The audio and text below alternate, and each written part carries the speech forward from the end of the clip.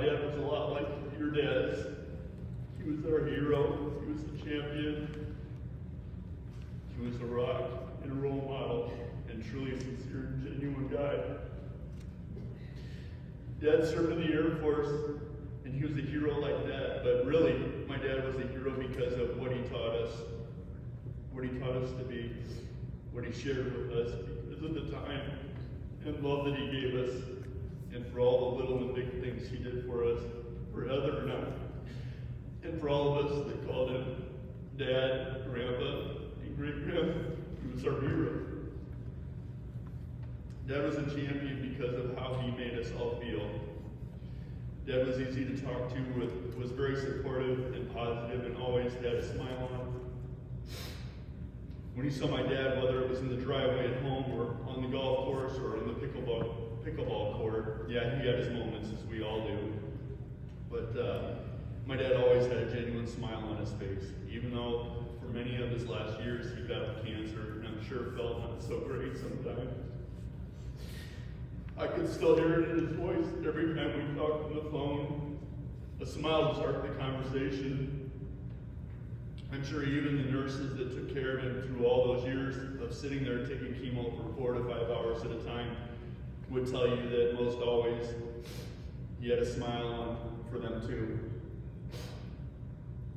My dad was a champion because he always cared about what we were doing and how our day was going, and he wanted to know what plans we had and things coming up.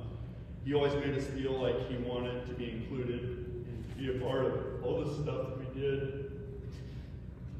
And we were always excited to share that with him. Dad was our champion.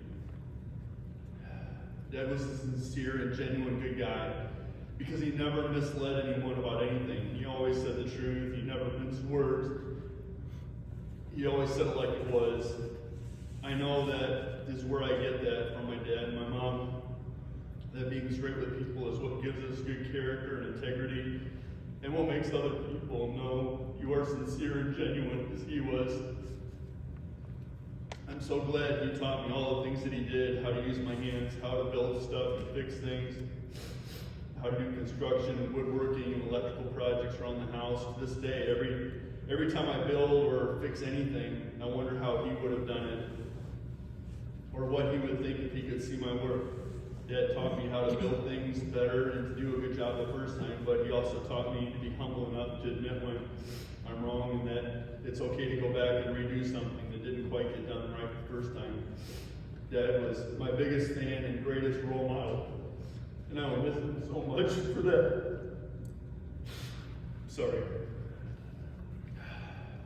After a day of hunting or racing, or even just working on projects around the house, Dad was one of the first people I looked forward to talking with and sharing stories from the day. I was always excited to send him photos or two, and he was always so glad to get stuff like that from us. Dad was a jokester sometimes. He loved to share funny, edgy emails once in a while, or a YouTube video that often made us all laugh. It has only been a few weeks now that he's been gone, but I already catch myself opening my email and searching for ones from Dad. I still do. I still get an email and see things, and I want to call him and share something with him today. Dad enjoyed writing poems for us and for Mom, and would often do so with a little wit and humor, but it was always so good to hear Dad share thoughts and feelings like that. And it was his way of getting us to smile back at him. I was always so proud of Dad and Mom for the value they put on family and friends, for all the time they spent with them. It was important to them, whether it was back in the day or getting together with family in Clarence and Loudon, or one of their homes in Marion, anytime in the last several years. While they lived down here in the villages, this was written when we were down there when he passed away. Lived down in the villages to share time with family and friends. We talked to my dad on the phone a lot, and he told me that we told him that we loved him every time we talked.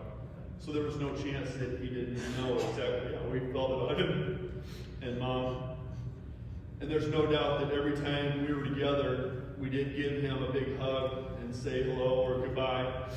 But as you often hear, if I had just one more time, or the way the song goes, just 5 more minutes, or hold him as close and as tight as you can until you can't someday. I wish that last hug on the driveway in November would have been a big one, and one that I would not have let go of.